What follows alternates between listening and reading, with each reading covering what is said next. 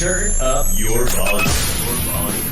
Because you're about to listen to The Sick Podcast. Rays Rewind with Bell, Bushman, and Drew. Jansen. That is into center field. Here comes Kiermaier. Phillips has tied the game. Arose Arena coming around. Throw home. Now he stumbles. But the ball gets away. Tampa Bay wins it. Brett Phillips, Game 4 hero. The sickest Tampa Bay Rays podcast. It's gonna be sick. And welcome back in, everybody. Is the Rays Rewind podcast, the sickest Tampa Bay Rays podcast on the Sick Podcast Network. We are live once again on X and on our YouTube page at the Sick Podcast Rays Rewind. Make sure to go to subscribe and hit the notification bell when new episodes drop, which is every Sunday at 8 p.m. Eastern Standard Time-ish. Because sometimes we like to go late, which we're late right now, so it's all good. So, all right, welcome back in, guys. Rays dropping the third one in a row to the Baltimore Orioles, but it's okay. Twitter GMs, it's not the end of the world. All will be okay. It's just a 3-game losing streak. Nothing's gonna happen after that. We'll get into that in just a second. We've got a great guest coming on the show right now. We've got a little bit different for you guys today. We're kicking off what we're calling Sunday Conversations. And what better way to do with a man whose last name is literally Sunday. He's the host of the Board Review, a big-time baseball fan, and somebody who isn't afraid to tell you what he thinks. We're going to talk baseball, the Rays, the playoffs coming up, and also maybe put out a few parlays along the way. Please welcome to the show, Jeff Sunday. What's up, buddy? Thank you, gentlemen. I'm honored to be here. Thank you very much for having me. Yeah, no problem, man. So let's get right into it. The Rays dropped a third one in a row to the Orioles. I know, the sky's falling for some Rays fans out there. What has just been your take this past weekend with the Orioles coming back from a 9-0 win streak for that West Coast trip? Now coming back, dropping 3 games in a row. What has been your evaluation so far with the Rays after this little 3-game slump? So funny enough, my best friend, Drew, I don't know if he's tuning in or not. He actually went to the game today. I'm from Orlando, and Drew actually got me into the Rays. And this was the first game that he went to this year. And I just knew it wasn't going to end well. He's also a Jets fan, and nothing ever goes well in his life. Although I take that back. He's a Florida Panthers fan too. But I knew I had a feeling Freddie was going to have a good start. First one in the Trop. But it was unfortunate. I didn't catch the game live. I was out all day, so I watched the rewind. And I did get to see, I mean, I don't know if you guys were at the game, but I got to see that. Sean was at the game. So the commentators, when I was watching it back, were not agreeing with the move from Cash to pull him when he did, I guess, because they wanted lefty on lefty with Holiday. So it's kind of a bummer. And I guess they even made a comment noticeably that Freddie wasn't very pleased to see him even come out. But yeah, it's very quick that 9-0 West Coast road trip kind of just is, the joy of that is gone, because I don't know about you guys, but I can we curse on the show?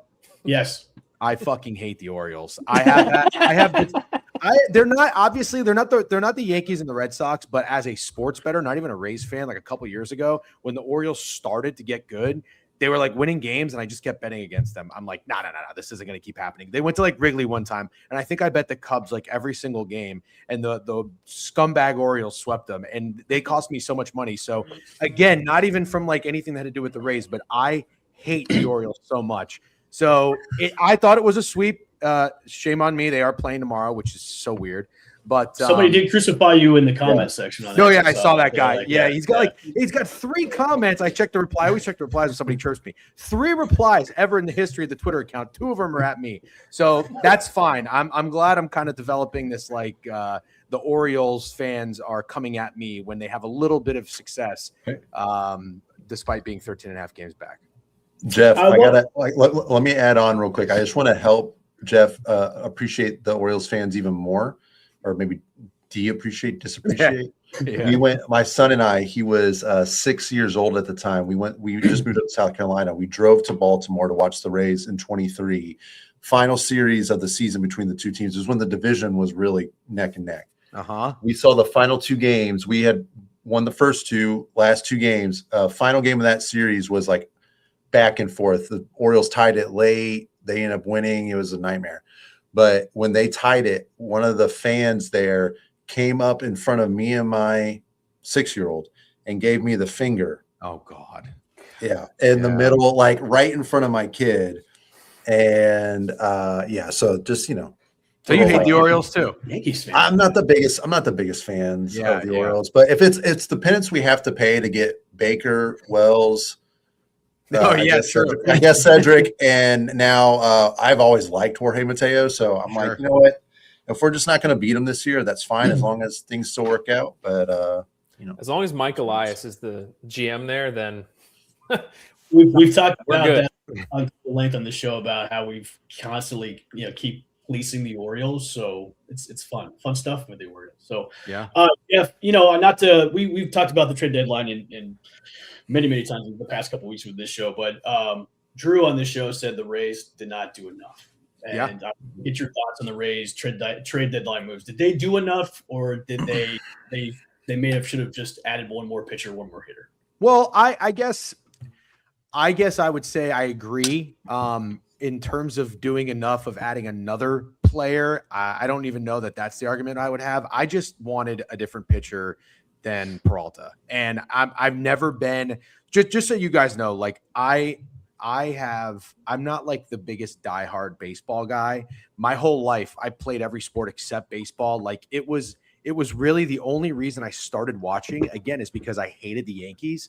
And then I became a Rays fan probably like 2012, 13, right when I moved to New York. And so, but as I get older, I slowly, like every year more and more start to really love the game and appreciate it or whatnot. This was, I don't know about you guys if you've been diehard baseball fans your whole life, but this was the most I have ever really like been in tune with the trade deadline and been excited. It felt like I remember, I think the deadline was on like a Monday, and on like Friday, I was like, where's all the news? And it was like, oh, it's not for another 3 days. I'm like, what the fuck? You know what I mean? It's like, it was like, you thought like Christmas was the next day, and I was just antsy. I thought I really wanted a different pitcher, another pitcher. And I don't know. I thought maybe the Padres were going to be sellers. I really like Michael King. I was hoping to get Michael King. I even was kind of pissed off seeing the Blue Jays get Soriano. I like Soriano. And now look. Who is out for the rest of the season, by the way. No, he's not. Jose Soriano's out for the rest of the season? There was an alert saying he could be out for the rest of the season. Yeah. Oh, boy. Wait. Let me double check that real quick. Hold on. Yeah. I put a bet on the Blue Jays to make the playoffs. So not that I would really care, but I'd rather have them than the Orioles. So that would be a big blow. But again, I don't know how you guys feel about Peralta, but it was kind of like in terms of getting a hitter, I loved getting Liam Hicks. I know there were some rumors about getting Adley Rutschman. But that to me, I've gone to a Marlins game. I've been watching. I've actually, funny enough, I went to a Giants game earlier this year and they played the Marlins and I saw Liam Hicks in person. I was like, God, he's fucking big. I didn't realize he was that big. And so I was thrilled to get him. And then I don't know if you followed me or saw, but I bet him in his first game in Coors over 6.5 hits, runs, and RBIs. He hit a grand slam. That's only 6. But then he got it with the double, which was amazing. But I ordered his jersey for some stupid reason. It doesn't come till September 30th. But so I'm a little torn. I love getting Liam Hicks, but I really was kind of underwhelmed with Freddie. And I don't mean that to be too personal. Like I can be sold on Freddie, but I wanted a different pitcher. So ultimately, I would agree with them not necessarily doing enough. My biggest thing was. It was like, all right, because I was like, go get Skubal. That was my thing. I was like, go get him. This is the one chance you got a chance at him. You're the top dogs in the league. Go get him. Now, they wanted Gillen. I'm fine with them saying, no, that's too rich for our blood. Sure. I'm okay with that. So pivot. I don't mind the players they got. But my big thing is, all right, if Liam Hicks is going to be the one hitter you get in this lineup that you need to add people to because we know how top heavy it is, you're getting a guy who – is not going to play against lefties very often. Didn't play today. Didn't play today. You saw it this yesterday, literally saw it happen where they walk Caminero, I think. They get to Hicks in a crucial spot. They bring a lefty in, and Cash says, give me Nick Fortes. And now, Fortes lines out, whatever. But now he comes back around in the 9th, and he's the guy up with the game-winning opportunity after we tied it, and instead of Liam Hicks. And you're telling me the one big addition to this lineup that we got, we can't count on him in the biggest moments because God forbid they put a lefty out and he's not going to play. So that's why in my mind, it was like, you got to go get a Rise, or you got to go get somebody else that fair. Like you just, if you're not going to have Hicks in there in the playoffs, again, God forbid we play the Red Sox in the ALDS and they throw out a million lefties because that's all they have down or out there, then you're not going to get the most out of your big acquisition. And so I just felt like that felt incomplete. And Richie's played great. Palacios has played great since the trade deadline. So it's nothing against him. I needed another established guy, and Arise has been in the playoffs. He's been in those big moments. You're not going to sit him against any type of left-handed pitcher.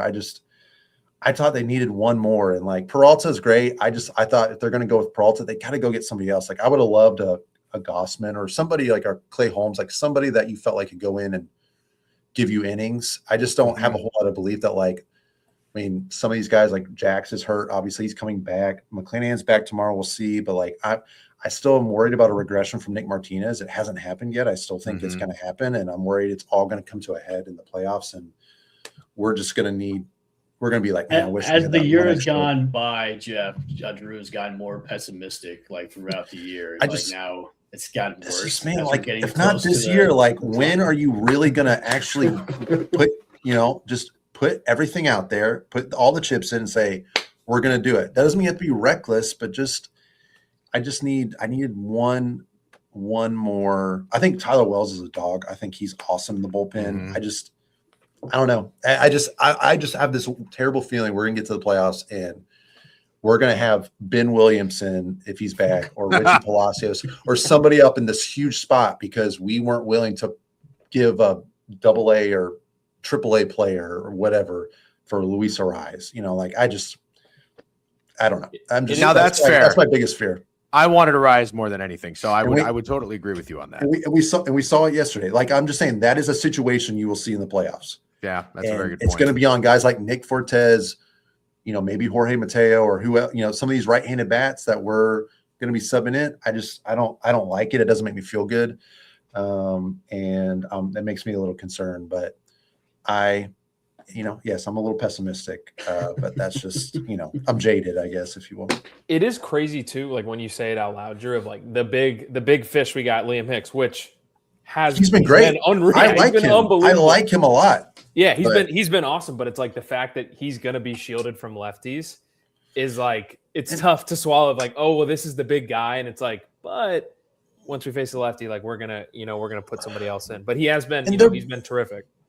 And they're probably going to start him. I mean, they're probably not going to sit him against lefties in the playoffs necessarily. I hope not. I mean, and he got a big hit in Seattle against the lefty, even though it was like a blue double. But I mean, so he's capable. I think they're going to leave him in. I just felt like they needed a little bit more protection in that lineup.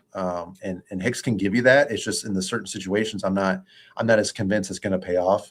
And then today, like Freddie Peralta, it was frustrating. Again, the sky is not falling. I think it's just the manner in which they lost these games. Like, please get me off this Chris Roycroft, Joe Boyle train. Like, I need guys up here that I understand every team's got these back end guys that are just mop up duty guys that all suck. Like, I don't understand how there's always that one guy that can't get outs. But like, guys, let's stop screwing around. Let's get guys up here that if we're going to be 4-2 and putting in our back end guys that aren't going to put the game out of reach.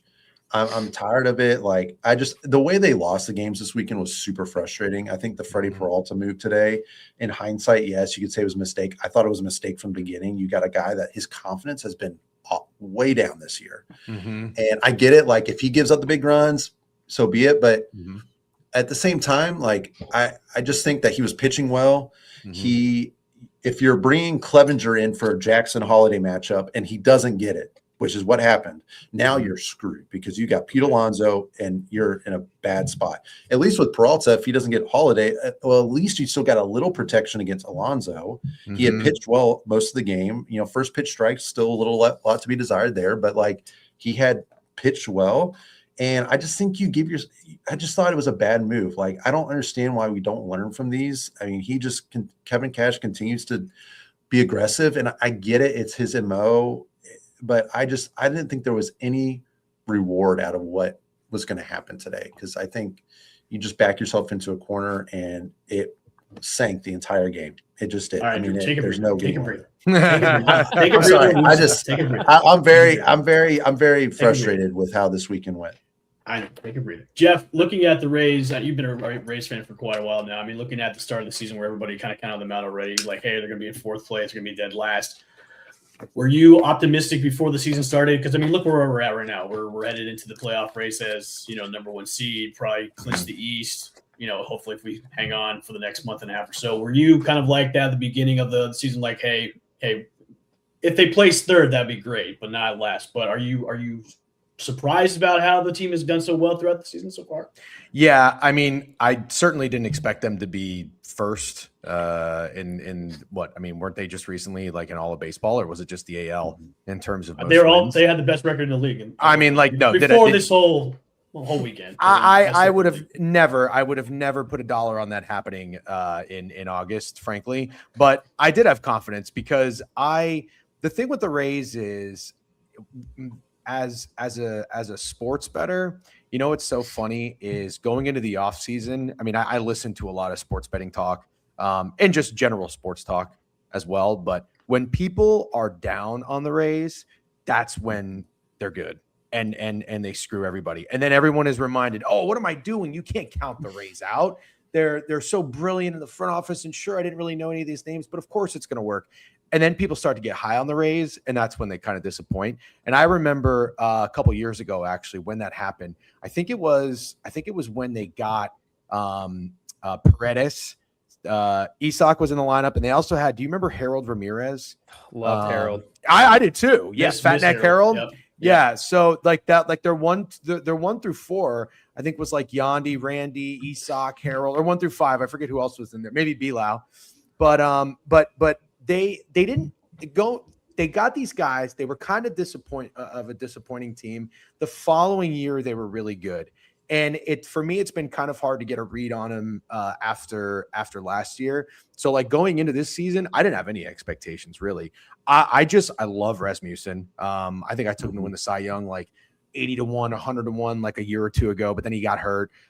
Been high on him forever. I really was kind of bummed that they moved on from Jeffrey Springs. I thought he was a pretty solid pitcher. But like I like their guys coming into it. And I remember 2 years ago in going into the season when they're playing at the Yankees or the Steinbrenner Field, I remember an interview with Neander, right? The GM.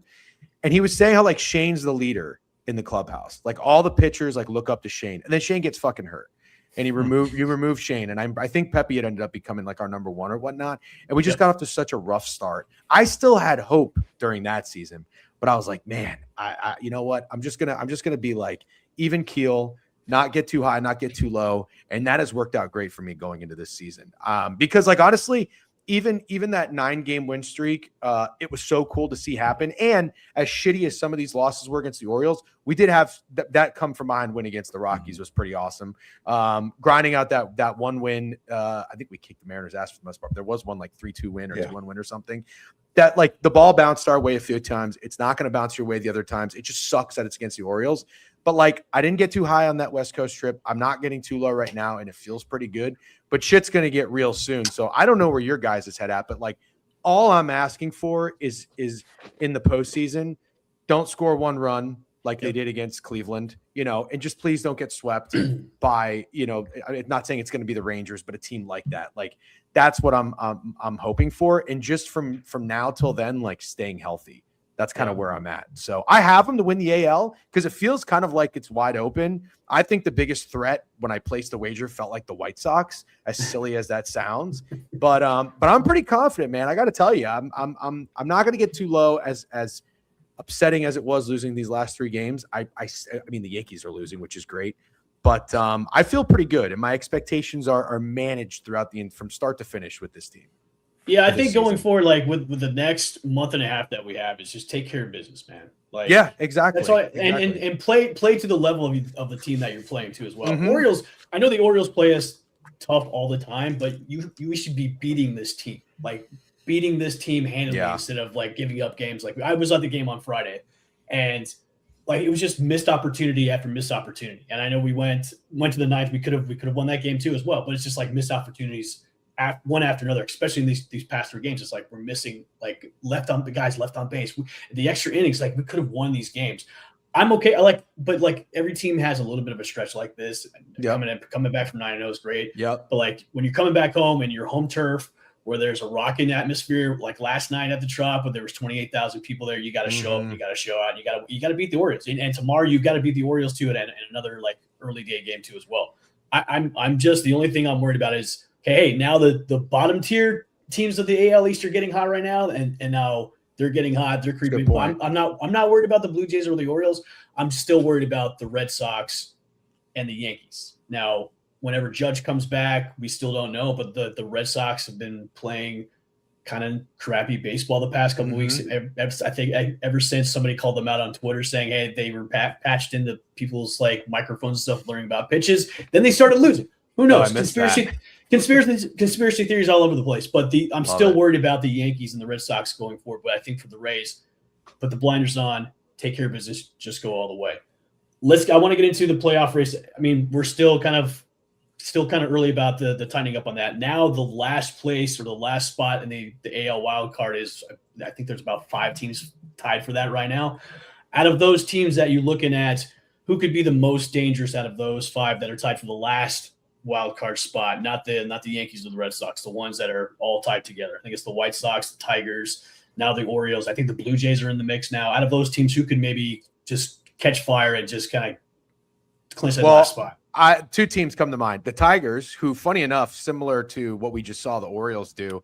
You know what pisses me off? When a team comes to the Trop and they find their swagger. The Tigers, do you remember that series a couple weeks ago? They weren't. They couldn't hit a ball, and then they were just scoring run after run, and they found their mojo. And I was like, well, shit. They cooled off a little bit. That's kind of what it felt like the Orioles just did, and I hope that they cool off as well. They probably will. But the Tigers, something about that team, right when you trade a guy like Skubal, like I think the way you respond really says a lot.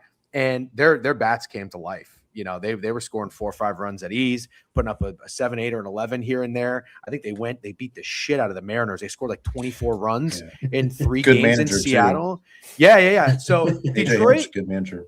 I like Detroit. Scares me a little bit. And then the Blue Jays, man, I got to tell you, like I've always sort of had a soft spot for the Blue Jays, if that makes sense. Like they've never really been a threat in the division. I know it sounds weird because they just went to the World Series, but let's be honest. The Blue Jays they've never posed a threat to me in my mind for as long as I've been a Rays fan. And I've always just found myself like, it's easy to root for some of their guys. Springer's obviously come from the scumbag cheating Astros, but that's a little bit different. Out of the guys that were on that lineup, though, I didn't mind him, but I think with the moves that they made, I thought Dalton Varsho was going to be pretty good. I couldn't believe they got the Arrighetti pitcher for the Astros. You could say what you want about him. I didn't think that you could get him for Varsho. And then again, just getting Soriano and Bieber seems to be pitching well, and Dylan Cease. I don't know what happened to him in San Diego, but he was one of my favorite pitchers, kind of on and off for the last few years. Like he's a problem. So I that is a team for me that seems like it's a long season. You underperform. You have that World Series hangover, but you have so much time on your side. If you have a little bit of life and you get in, I'm nervous that that's gonna kickstart a little bit of swagger and confidence for them. So I don't want the Blue Jays in the playoffs, even though I did make a wager for them to make it. So I hope that they're out. The Red Sox, they don't really scare me. I gotta tell you, they just seem like the kind of team that's going to shit their pants. Like from game 80 to 120, sure, they're gonna win 31 of 35. That's great, and that it is legitimately awesome. I think they swept us right out of the break, right in Boston. Yeah, I mean that was absolutely brutal. Like that was cool, but I think the postseason is totally different. I'm sorry, but Ceddanne Rafael, whoever the fuck this guy is not going 3 for 4 in October. He's just not doing that. So they don't really scare. I don't know how you guys feel, but that's where I'm at. Tigers and Blue Jays scare me the most. Okay. I like it. I like the Blue Jays shout. I feel the exact same way. I'm looking at the standings right now. If the season ended today, we have our 3 division winners, the Rays, White Sox, and Astros. And the 3 wild card teams are 3 AL East teams, the Yankees, the Red Sox, and Baltimore, leaving Rangers, Blue Jays, Tigers, Twins, Guardians, and Mariners all within 3 games of that last wild card spot, with the Rangers having half a game Toronto 1 game, Detroit 1 game, Minnesota 1.5 games, Cleveland 1.5 games, and the Mariners 3 games back. So just to take a zoom out of that, that's going to be a real fun race to the end to see who gets in. But Jeff, I totally agree. I think the Blue Jays are kind of a sleeping giant in a way. Vladdy, I know he just went on the injured list for, I think, a concussion. He's been horrible, and he hasn't had any pop. I saw something. He hasn't hit a home run at home since like last year or something, since last season, which is insane to think about after watching him, seeing how he performed in the World Series. If he even just gets half of last year's production to what he's been doing now, they could be a scary team. And Dylan Cease, I think today was the first pitcher to get to 200 strikeouts. He's been a beast. So I think it's the Blue Jays as well. But just seeing all these teams, it's going to be damn fun to see who gets in the last couple wild card spots. Yeah, I would say. I was going to say I think the Red Sox for me are I know they're not in that clump of teams, which you said it's a fun race, Sean. I'm glad I am not in that. My team is not in that race. That sounds like hell, to be honest with you. Fun race for us. Yeah, it's a fun race from the sidelines, like up on our mountaintop of being like they showed the full standings. I think we're like, you look at even like the White Sox and Astros. I think we're like 11 or 12 games up. I mean, it's so great to be out of that whole mess with the wild card. So to me, it's still the Red Sox. I know, Jeff, you were just talking about that you feel like they're not going to really come through in the big moments. And it's very possible. They kind of blew it at Yankee Stadium last year in that wild card series. Very well might have to do that again. I just think their pitching, their pitching gives them such a high floor. And I think they're a tough matchup for a lot of the other AL teams because it's just so many good lefties. That's true. And as much as it pains me to say, like the Yankees, I just think their starting pitching is so good. I think their bullpen is crap, but their starting pitching is so good. Outside of Garrett Cole, who always feels like he blows it in the playoffs, and he's like my least favorite pitcher ever. So I enjoy that every year. I just think Schlittler and Fried and, I just think they're going to be a tough out. So to me, it just comes down to the pitching. I like the lineup for the Red Sox better, regardless of between them and the Yankees. So I don't know. To me, it's the Red Sox. I secretly hope one of those teams blows it and slips all the way to the third wild card, and then whoever jumps to the second beats the first wild card team. So we don't have to play either the Red Sox or Yankees, because I'll just be nauseous the whole time. It's going to be a nightmare for me. But other than that. This is the best time of the year because now you have teams that are getting hot that were kind of sluggish over the summer, and now they're getting hot at the right time. I love this time of the year, man. It makes baseball more interesting. Blue Jays coming to the Trop. Rays got to get their crap together because you're missing Vlad and you miss Cease. So I get Soriano's been good. It's 2 out of 3. And Bieber, Bieber was good. I know it's like, man, these are the games we got to keep. We got to, they got to keep it up with these games, and it allows you some room to breathe in September when you've got the Braves on the road, the Yankees on the road, and the Phillies on the road. So hopefully they can get it turned around starting tomorrow. But you have to salvage at least one game tomorrow. You have to win absolutely, especially when the Blue Jays are coming into town. I saw something that said we played the Orioles 10 times this year, and they've avoided Rasmussen and Martinez. Is that accurate? Does that feel accurate? I don't even know how that feels could be like impossible in my head. Yeah, it could be. I remember it was just a Twitter comment, so I don't want to. Yeah, no, it's probably not true. It's probably not true. Well, I do know that Matt started against them the last time. McClanahan. Yeah, I actually think that's true.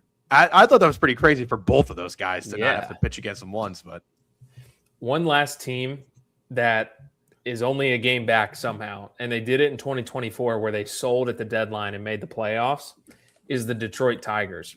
The most dangerous team is the team that's got nothing to lose. And they sold at the deadline, and they're playing better ball. They just have been bad from the first half and have been a lot better in the second half. But they're a team, like they're a game out right now. They get in. They've got nothing to lose. They sold at the deadline. They weren't supposed to be there, and that scares me a little bit. Also, just to shout out what Troy Melton has been doing for the Detroit Tigers. I don't think enough people are talking about that. He's only thrown it's a limited sample. It's like 90 innings. He was hurt to start the year, but he's pitching to like a 1-something ERA. And he's stepped up really good for them. But that's a team that I wouldn't say scares me because their overall record 60 and 64, and right now they sit outside the playoffs. But if they get in, I think they could be dangerous. So, little fun fact, I did look it up, and we use AI a lot here on the show. We've gotten criticized for using AI, but I'm going to keep using AI until I die. So, the Orioles have not faced Drew or Nick this season. That Twitter commenter, fucking, Yeah. I'm going to go Hey, follow shout him. out. Very reliable. And we used AI on that one, everybody on Twitter. We used AI once again on the show. We used AI. So, who on you? Jeff, going into the NL, who is kind of like your look? Obviously, we got the Dodgers, we got the Cubbies, we got the Braves. Looking at the NL side, is there anybody on that side that could dethrone the Dodgers this year? Let me see. I haven't given a whole lot of thought to it because I have bought into the Padres for the last fucking time. I'm so sick of thinking that team can actually make a run. I buy into them every single year, and they just can't see. Everybody does. Everybody does. I I don't know if you're college basketball fans, but it's like in March Madness when like Iowa State comes into the tournament and they're 20-1, you're like, oh, that's my team. Every year the Padres. It's probably because of Tatis. It's like cheering for Gonzaga every single year. I was going to Yeah. say Gonzaga. I was going to It's say like that. every year. Gonzaga's going to make a run, and then they just go out in like the first round. Yeah. Yeah, they're that team that like you want to buy in, but I'm just like I'm not going to do it anymore. No, I don't think anybody's going to unfortunately going to dethrone the Dodgers. I wanted to try, I guess I'm looking right now, who would be your best bet would be the Brewers and the Braves.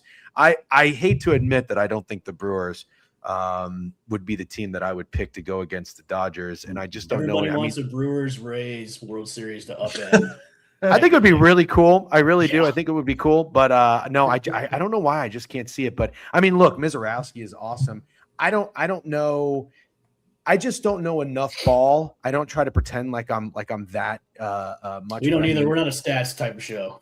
So my the like length of my Brewers, when I close my eyes and I think of the Brewers, the guy that comes to mind is Christian Yelich, and he's gone pretty much. I mean, he's a dinosaur. And then after that, it's like Rowdy Tellez. And I know that if any Brewers fans were watching this, they would be very upset with me. But I feel so disrespectful to the Milwaukee Brewers because they're such a good team that this is probably what the rest of baseball fans have done to the Rays for so long.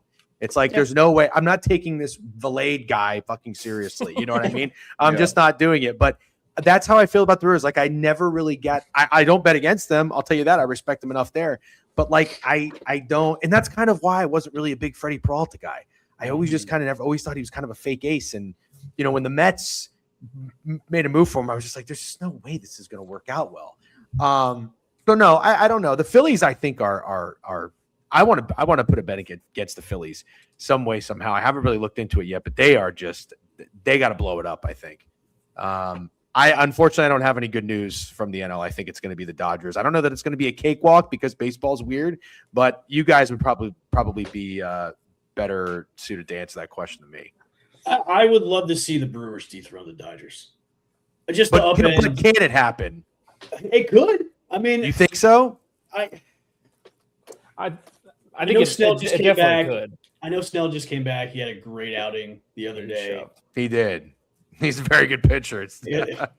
Yes, we know. We know this. Oh, When, we know. he's not walking, and Yeah. pitching 30 pitches an inning. But That's yeah, true. he's great. That's true. Well, they're doing this the Dodgers. Of course, and They do this every single year, Sean. Well, they do this every year, but gets hurt. and yeah, then they're by doing the August- NBA by load August, management. they're all healthy now Yeah, for August and yeah. September. Yeah. Yeah, and if you look at Blake Snell's over his career, his first half versus his second half splits, it's night and day. But they're doing this we don't care about the regular season. Obviously we'll win the division, and then all of a sudden we get to October and Blake Snell's in peak form, but he's only thrown 60 innings. Tyler Glasnow's in peak form, he's only thrown 50 innings. They do it every year. But to the Brewers' point, I think it could happen. Obviously, there's so much randomness and variables that go into what playoff baseball is. But if I had to pick, I would say Dodgers. And I know we were just kind of shitting on the Padres, but the Padres are hot. They're playing good baseball. They are and hot. They have maybe the best bullpen in the last 5 years, 10 years. Like, they've got a historically good bullpen, and a lot of their guys are getting hot right now and hitting their stride. So if anybody could dethrone them, I think it could be the Padres or the Brewers. But Tatis and Machado are actually hitting the ball now. Yeah, they are. And if Iowa State and March Madness have taught us anything, then it won't happen because the Padres will just be another Gonzaga, but who knows? So what about the Braves? I don't think the Braves are going to be able to pitch enough, or at least starting pitching wise. I think they went out and got who did they went out and it was like the most unsexy Tyler Mahle is who they went out and got at the deadline. Don't hate on Tyler Mahle. He's been awesome for. Has he been? Okay, I will. He's been pitching way better than Freddie Peralta. Let me put it that way. Watch Tyler Mahle just.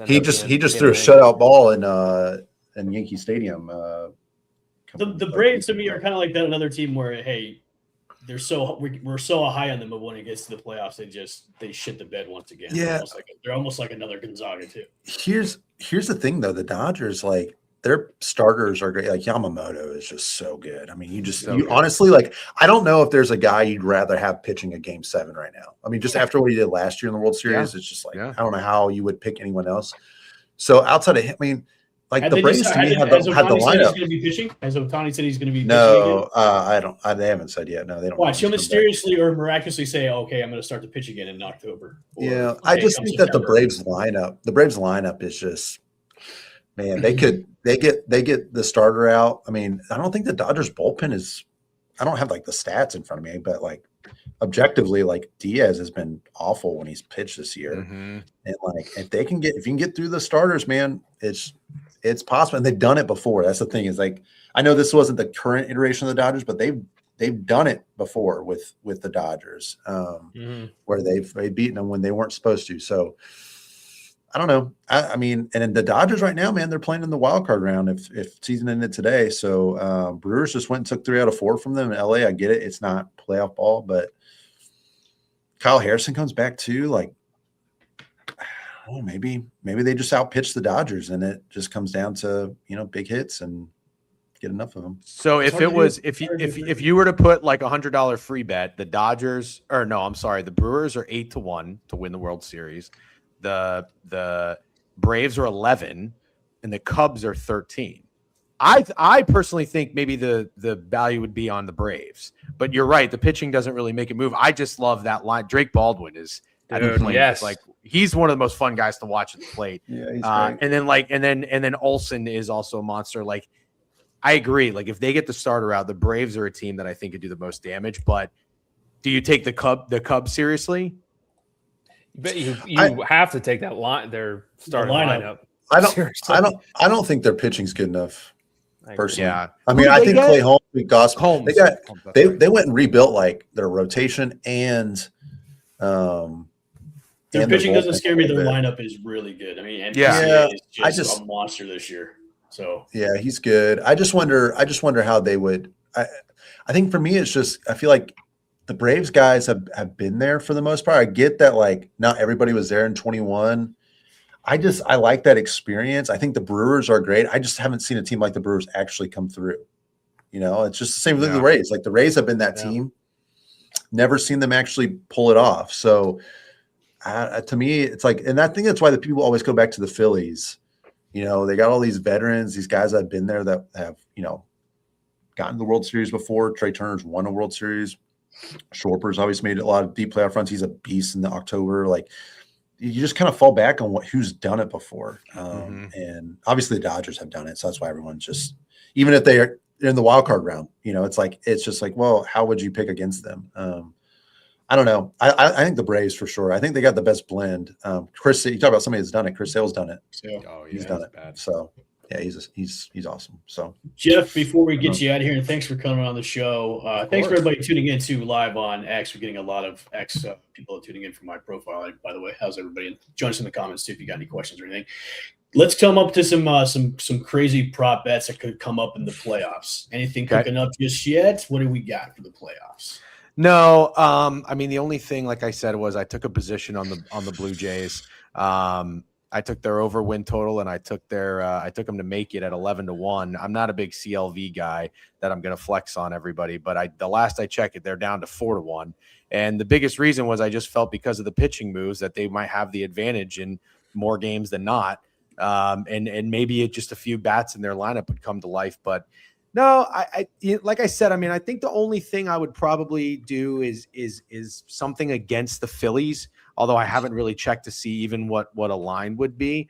When you get into the playoffs, though, the playoff baseball is interesting because it's one of those things where, again, not even really being a guy where baseball has been my favorite sport my entire life, I have always been happy to admit that the playoff baseball is unlike anything. And it's just where once you start to understand that it's like psychological warfare between the pitcher and the batter, and then in the playoffs, every pitch matters. Like, I could just watch a game without any money on it. So, even though I love to bet on sports, I don't find myself really like forcing bets on sports, but it's hard because the Dodgers being so good doesn't make it that fun to want to take some flyers on some teams. So it's like, what I always do is like comparisons, like, okay, what did you see a team do last week? Who could be that team? That, like, I'm already doing that in the NFL. Who could be this year's Seahawks? So I guess the question would be, who could be this year's Blue Jays? Right. And like, what did the Blue Jays do that got them there? I kind of felt like they had rock solid pitching in the back end. And I think who was their closer? Was it Hoffman? Is it the guy they ended up trading away? But like, somebody was rock solid for them late. Louis Varland. Well, Varland's this year, but last year I think it was Hoffman. They had a guy who was unbelievable, but Varland this year is their guy. Does that make sense?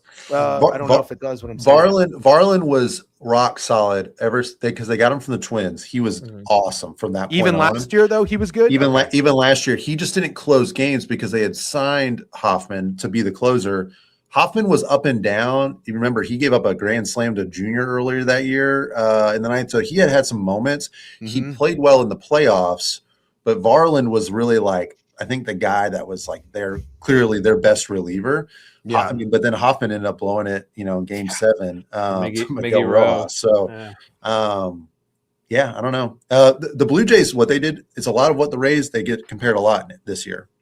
They don't strike out. They put the ball in play, put pressure on you. And then the playoffs, they had guys that went on some runs. They had their big guys step up. George Springer step up with some big hits, big home runs, especially I think it was in Game 7. He had the big home run. Bo Bichette and Vlad all played well. So it was like their big three guys did really well, but the rest of the team just put pressure on, put the ball in play, and then their pitching was great. So I mean, if you remember, they were calling Mason Fluharty the Ohtani killer, who was just a random, left-handed reliever, but he caught fire in October and in the World Series, and they were bringing him outplayed him. They outplayed him for that series. There's no doubt. No one would disagree with that. I don't think. I will tell you, we didn't talk about this team as being like a threat, but I did think before the All-Star break that this was going to be a team I took a position in. I thought the lineup for the Rangers could be one that would be very pesky in a playoff situation, because I really like Brandon Nimmo. I liked them a lot when I would go to Mets games. And then I Wyatt Langford felt like a dude with some pop. Josh Jung and a couple other dudes. I don't know. Do they still? No, they don't. Do they have Seager still? Yeah, they do. Yeah, right? But he's kind of he's kind of down this year. Or he's hurt. Yeah. So I don't know. I don't really have that team yet, but I mean, I'm going to keep an eye on it, and it's all about finding that team that's getting hot at the right time. I feel like in baseball, and right now, hopefully, like the Orioles and the Jays are getting hot a little too early, so none of them are really threats when the time comes. But I don't have anything. I don't really have any strong positions or wagers that are top of mind at the moment for the playoffs. All right. Well, you can catch him as the host of the Boardroom on Book It HQ. Jeff, thanks for coming on the show, man. It's been awesome. Appreciate it. Pleasure, guys. For myself, Sean, Drew, and Jeff, we'll see you guys next time on the Rays Rewind podcast, the sickest Tampa Bay Rays podcast on the Sick Podcast Network. Yes, I have to say that every single time we have a show. Make sure we get our YouTube page at the Sick Podcast, Rays Rewind, and our Instagram page at Rays Rewind. We'll catch you guys next week, 8 p.m. Eastern Standard Time on these platforms. See ya! And that's a wrap. Hope you don't miss us too much until next time. Follow the Sick Podcast Raise Rewind with L. Bushman and Drew on YouTube, Google Play, and Apple Podcasts.